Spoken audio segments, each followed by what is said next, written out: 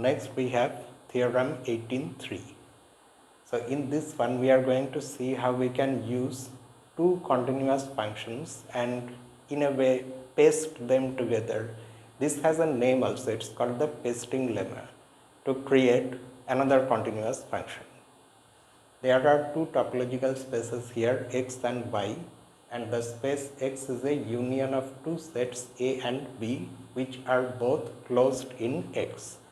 Now there are two functions, a function f from A into y and a function g from B into y, both of which are continuous and such that the functions f and g agree at every point x which may belong to the intersection of A and B. And then using these two functions we can define a function h from the entire space x into the space y as follows. If the input x is coming from A, x is the union of A and B, so if you choose an input x from x, it's either in A or in B or in both, I mean if there is an intersection.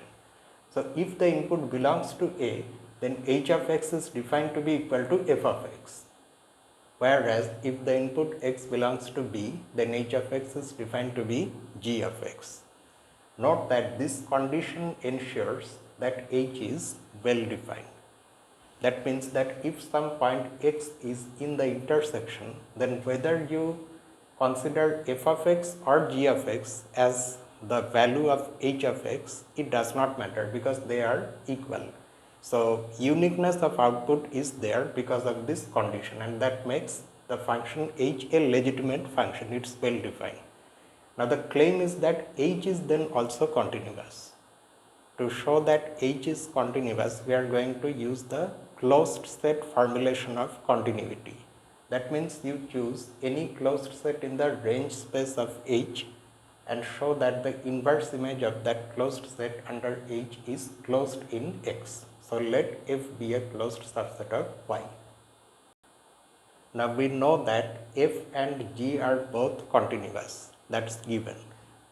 So for this closed subset f of y, and y is the range space for both f and g, the inverse images of f, capital F, under the functions f and g are both going to be closed in the respective domain spaces. F inverse of f will be closed in A and g inverse of f will be closed in B. But it's also given that A and B are both closed in X. But then by theorem 17.3, both these inverse images are closed in X. You go back and see the statement of this theorem. It says that say X is a topological space and Y is a closed subspace of X, and A is a closed subset of Y, then A will also be closed in the original space X. So that's what we have used here. So this union of these two closed sets is also closed in X.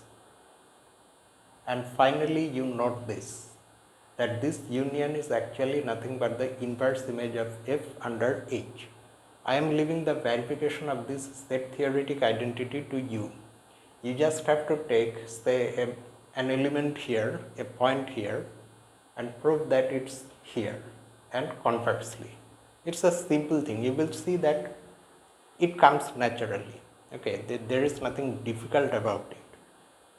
And that is why, so what have you done here? You have proved that for any closed subset f of y, h inverse of f is closed in x.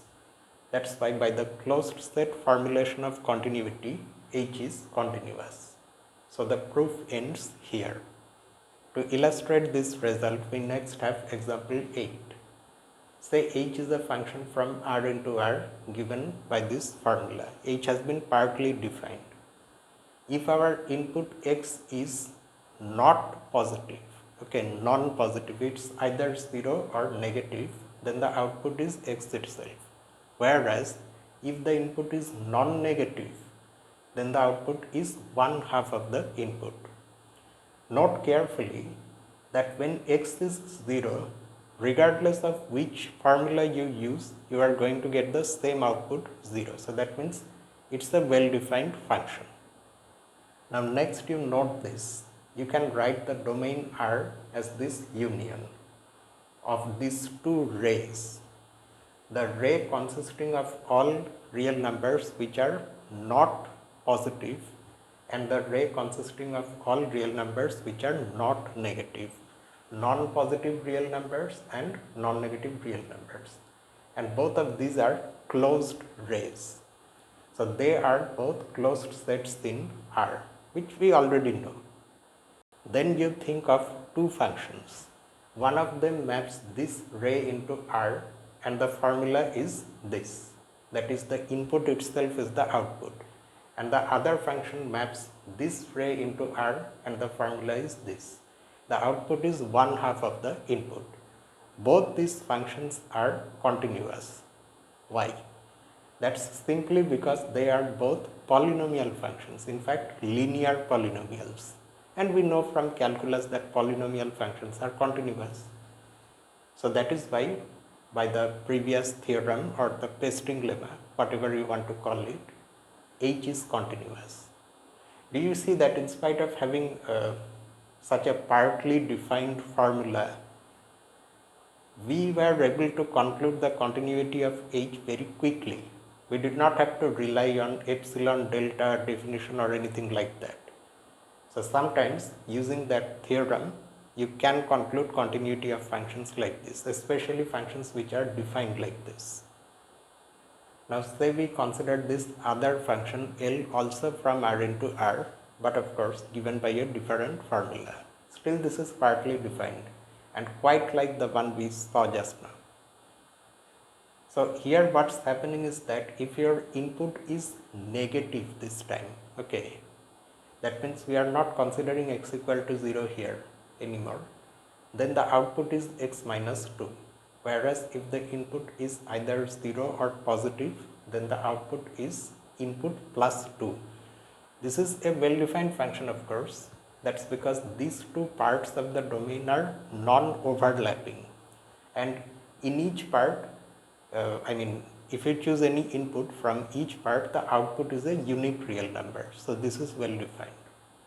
Also, if you think of those two functions, in this case, one of them maps every negative real number onto the real number minus 2, the other one is like this.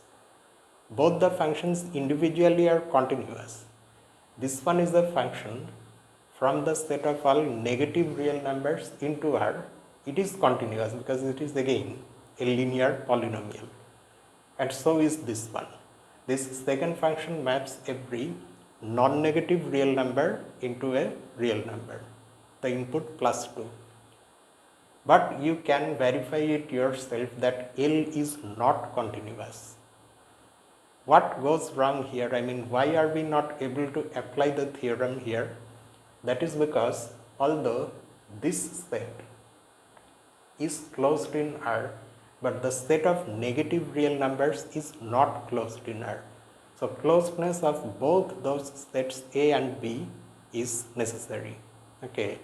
If you lose closedness, if you lose closedness, then you may not get the conclusion.